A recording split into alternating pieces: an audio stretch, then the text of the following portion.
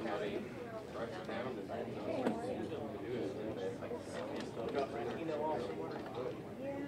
don't know why they have Verizon first. Yeah, they play obvious. Really, really proud of it.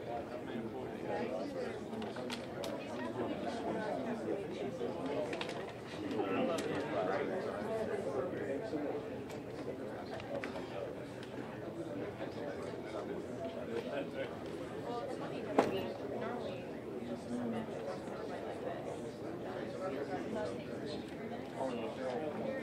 And next week.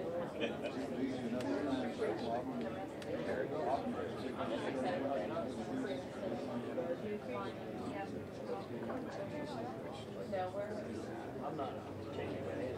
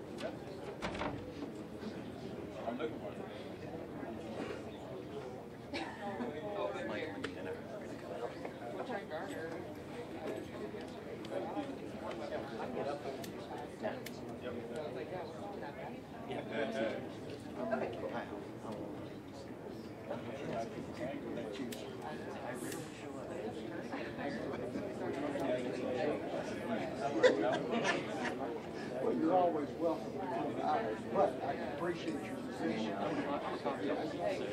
Strong feelings. Yeah, it's a,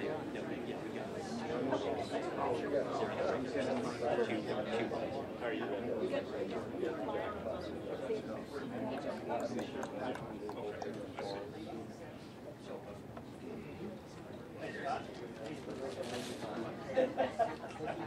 you ready? Well, some of this, I'm sorry.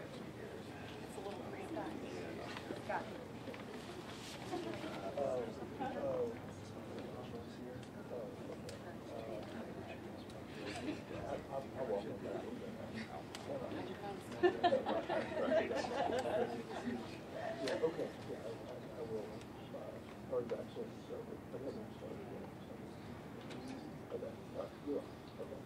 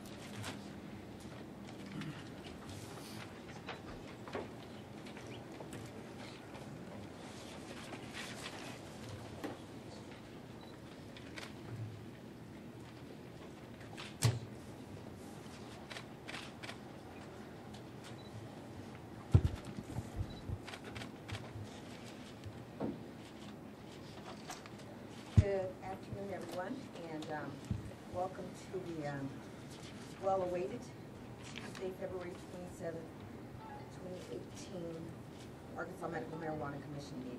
Push your button. I think it's on. Try that. There you go. I'm going to call the meeting to order. So, thank you all. I know it's been a long 2.5 months. If you take a look at the minutes from December 1st, I'd like to take a motion for approval of those. I'll move to second. Second. Okay, so we've been moved and second. Any other discussion? No. All in favor? Aye. Aye. So we're going to next review the procedures regarding the selection and awarding of the cultivation licenses. Mary Robin and Joel. Madam Chair, Commissioners, thank you very much. We wanted to kind of make a quick review of how we got to where we are to explain what's going to be happening shortly. But first, we do want to admit that we were a little over-ambitious in expecting to have all of the FOIA redactions done by this time, while also depersonalizing dispensary applications. And so, by the end of tomorrow, we will be having the redacted applications for the top 10 cultivation facilities, but we will not have all 95 of them available. But we wanted to go ahead and first say, we overpromised, but we're going to have at very least the 10 that are named this evening, including the top 5 that will be available tomorrow. These redactions are protecting the personal privacy of those applicants and investors by redacting home addresses, phone numbers, even though their identities and names are going to be released. Specific financial and tax information that you requested and reviewed in some of this process is something that's redacted from public view for the most part, and additionally, the business plans that you scored, how they were going to operate, those particulars about their business are protected under FOIA for the B9A competitive advantage exemption, and so any of those specifics for those applicants, even unsuccessful applicants, are in the process of being redacted, which is why it takes a lot of time. Now, second, everyone who had an application completed an application, and they submitted it to the commission through the ABC staff. Staff reviewed those initial applications to ensure that the minimum requirements were met to be eligible for a license if they met the merit scoring criteria. Those that were submitted without time to cure any deficiencies were not sent forward to the commission for scoring or treated as if not submitted. Those that did not have that minimum criteria are treated as if not submitted, which you have determined includes a full refund of the application fee. Additionally, if any of the applications that were submitted to the commission were on further review determined not to meet the minimum criteria in the intervening time, they're also treated as if they had not been sent forward to the commission and also will receive a full refund of the application fee because they were not able to demonstrate that they would have been qualified under the amendment to hold a license. This includes examples of determination of age or ownership or some of the information that we described as required under the amendment to demonstrate fitness for a cultivation license. Certain de minimis, clerical or what lawyers refer to sometimes as scrivener's errors, weren't necessarily what would disqualify someone. It had to rise to the level of being unable to meet the amendment's requirements as voted by the people. These applications were then depersonalized and provided to each commissioner on the basis of the application number and business name, but not individual business owners' names with a score sheet rubric. This is the process we're currently undertaking for dispensaries as well. To achieve a merit scoring situation, you were provided the applications without personal names to be as objective as possible. You scored all of these over the past several months, including the holidays, without communicating to each other, and provided the scores individually back to staff. We have compiled those scores for a total score out of 500 for all cultivation applications that were sent to you. Even the 5 of you do not know who the top scoring applicants are at this time. We have been very assiduously certain not to provide you that information so that until we provide that here, you won't know anything about the specifics of those applications.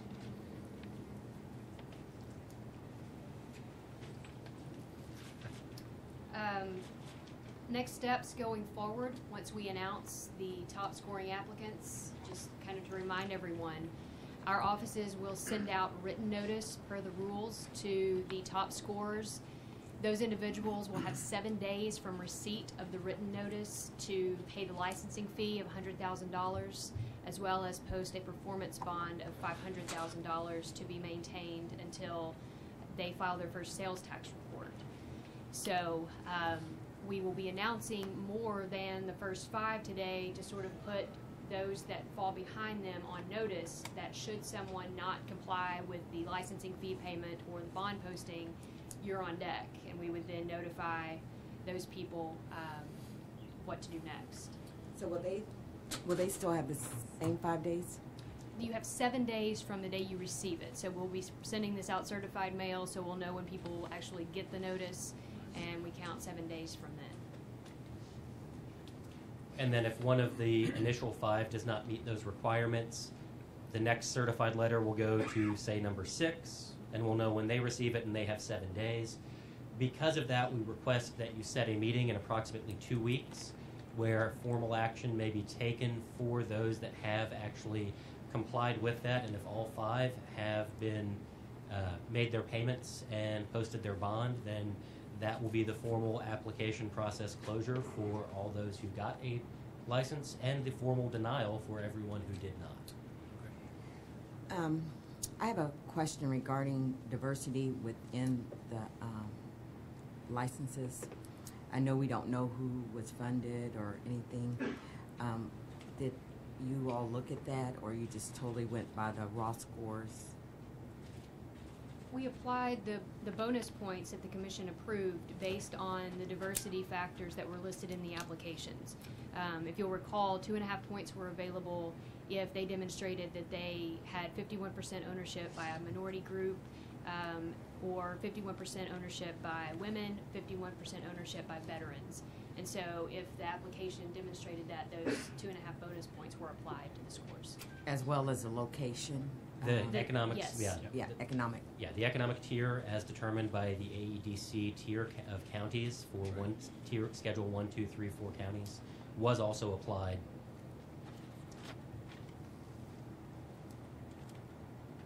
But before we move forward, if you have a date that we can go ahead and schedule so that we can move forward preparing for that in about 2-ish weeks.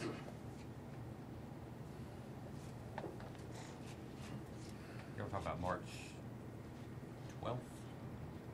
March 12th? So, I'll be out March the 12th. So the 13th, 14th, 15th, and then the 19th, I'll be out, the whole week of the 19th. Yeah, that's spring Yeah, break spring week. break, right. I'm out with my kid also. The Ides of March, Thursday the 15th. Be very appropriate. This should be a relatively short meeting, which just requires ratification of informing you who actually returned those bonds. If we do it, I've got another board meeting that day, but if we do it late, I could probably join by phone. So, the later the better in that case. But I wouldn't be here. Make sure I don't have a medical board.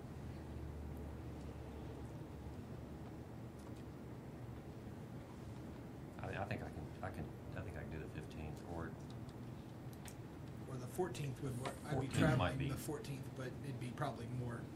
For sure, I would be done. I'd be available by phone on the 14th. on the 14th. I want to shoot for the 14th. Probably any time that afternoon would work. Does that work? 14th. It can be any time. It doesn't matter to me. It can't be in the morning on that Wednesday. We have ABC board, so any 5 they- o'clock. 5 o'clock. That'd be perfect. Yeah, that's fine.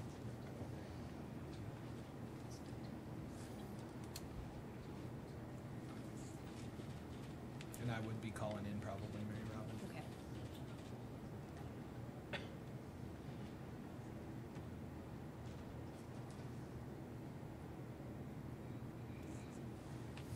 And now, as kind of a brief reminder of what happens after tonight, the dispensary scoring begins. And part of this is as much for the public's benefit as yours in explaining that process, because it's similar but slightly different than the cultivation facility scoring. The applications are being depersonalized and will be provided to you zone by zone. You will receive each of the 8 zones separately because we need all of them back to renounce all of them at the same time. As each of you progress through the zones, we'll provide you updates as if some of you have a time you're able to devote to getting Zone 1 done sooner, we'll provide Zone 2 to that commissioner. Okay. And then kind of be able to keep track as it advances until all 8 are completed. Because there are individuals who have applied for multiple dispensaries in different zones, we cannot announce them zone by zone and have to do all of them at one meeting, so that notifications, if someone succeeds in having 2 dispensary applications, they choose which zone they're going to be in. The size of the dispensary applications, despite being over twice the number of the cultivation facilities, are approximately the same size. I'd say from a gigabyte standpoint of PDFs, despite being over twice the number of applications, it's about the same number of pages in the grand scheme of review. You mean their average per applicant is the same size? They're a little The less. total number of pages between The total for all 300 dispensary applications is equivalent to the 81. the 230 dispensary application stack of pages, if printed, is about the same as the 95 There you go. cultivation. I'm just gonna say, All right. this was almost not feasible. And y'all don't have to say if you're not, but many nights, all night reviewing applications. And this is 3 times the amount of applications, and the timeline is short, and I know that. And, you know, We do not anticipate that you would be completed with that for several months. Okay. That's a true story. that, yeah. I'm It is a true story. I wish I didn't work, but Well, I do. and also by giving those to you zone by zone, and us being able to track how many zones are done from each commissioner, will help us be able to tell the public when the next meeting is going to be. Like I said, we don't anticipate it to take less than several months, but the exacts with those all 8 zones, you don't have to schedule that meeting right now. Okay, let me ask you a question. Are you saying that, like, if I finish Zone 1, then I immediately get Zone 2? I think that we ought to do Zone 1. We all finish Zone 1 before we start Zone 2. So what were you saying? Our intention was to provide each commissioner with each zone as they individually completed them, so that they could work at their own speeds. If the commissioners would prefer us to batch the zones to all 5 of you at a time, we will certainly comply with your preferences. Whoever the show-off is going to show up early with all of them. I promise we will also tell you who finishes first and who finishes last in each zone. Don't do that. I don't know. I mean, I think I would prefer that just to keep clarity. You know, we all finish Zone 1, and then we set a date, and then we all move into Zone 2, set a date, you know, and do it that way. But that's me. Yeah. Deadlines help because it puts the pressure on you, and you got to have it. Yeah. Get it done. That's how I see it. I got to have that deadline. A suggestion is this: you all have been provided now with Zone 1, and you're going to come back in 2 weeks. Take a look at the Zone 1. It's kind of middle of the pack in terms of size. Yeah, how many are there? Do you remember? 230 total. No, just in Just in Zone A 1. little over 30, I believe. 30. So gauge that, and then if you want to have some hard dates for yourself when you come back at the next meeting, that would probably be appropriate to set those at that time. Okay. It's faster than the first few. There's once you get the rhythm of what's going on and who your competition is like, then it got a little easier. But it was brutal. Set dates will actually help us track the scores better than if it's a rolling, because we have to make sure we don't have overlap in the zones, and so we would know for sure who has Zone 1, then Zone 2, and we could begin to countermatch those. Well, so when we come into the next meeting, we'll Set a set final a date. hard date. Okay. Take a zone look, one? yeah, take a look at the Okay. zone one that you've been provided right before this meeting and see how that feels. That's, like Mary Robbins said, the average size. Some have fewer, some have more, and it just depends on zone to zone. Joel, did you put I know the scoring especially kind of the same, are we gonna use the same score sheet, or do you put a new one for us to download that's more dispensary-ish? I know We'll provide you a new one that says dispensary instead of cultivation facility and make sure that any tweaks are made. There's not one on that thumb drive, okay, but we will provide that to you all right, within the next 36 hours. okay, sooner the better, that'd be good.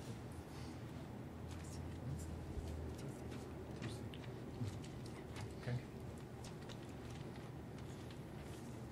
We've discussed the dispensaries, we've discussed what things are moving forward and when your next meeting are. Is there any other business for you to address prior to listing the top 10 cultivation facilities? Let's have No, the we have. announcements.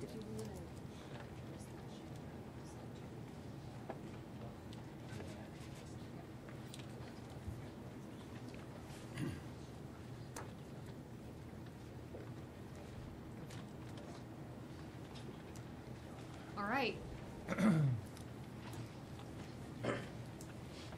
We'll go from highest score to lowest in the top 10. First one is Natural State Medicinals Cultivation, Joseph C. Courtwright, applicant. Bold Team LLC, Mark C. Drennan, applicant. The next two, Natural State Wellness Enterprises, Henry V. Wilkins, and Natural State Wellness Enterprises, Henry V. Wilkins, take the third and fourth spot. They are owned by identical groups, and so they will need to choose which facility they are going to open. In that case, they will only pay the licensing fee and post the bond for one application. Natural state. Natural State Wellness Enterprises. Applications 123 and 124 were tied, so you scored the same group, the same Right. both times. So they will ultimately have the third spot. The fourth spot will go to Osage Creek Cultivation, Mary R. Truelove as applicant. And finally, Delta Medical Cannabis Company, Inc., Brian D. Falls as the applicant. The runners-up, The next four that we were mentioning putting on notice in case any of those five do not fulfill their requirements to be licensed. River Valley Relief Cultivation, Bennett S. Nolan, applicant. New Day Cultivation, Carla S. McCord, applicant. Southern Roots, Carl L. Johnson, applicant. Delta Cannabinoid Corporation, Mildred B. Griggs, applicant. And all of those applications will be redacted pursuant to FOIA and available by close of business tomorrow for the media and the public. The staff is going to prepare the letter for the top five to get the formal notification that they have been selected and to provide the bond and the application fee. and the score sheets will be available to the public. They are going to be posted on the Medical Marijuana Commission's website at 4:30 p.m. today. So you will be able to download the master score sheet as well as the individual score sheets of the commission for all applications.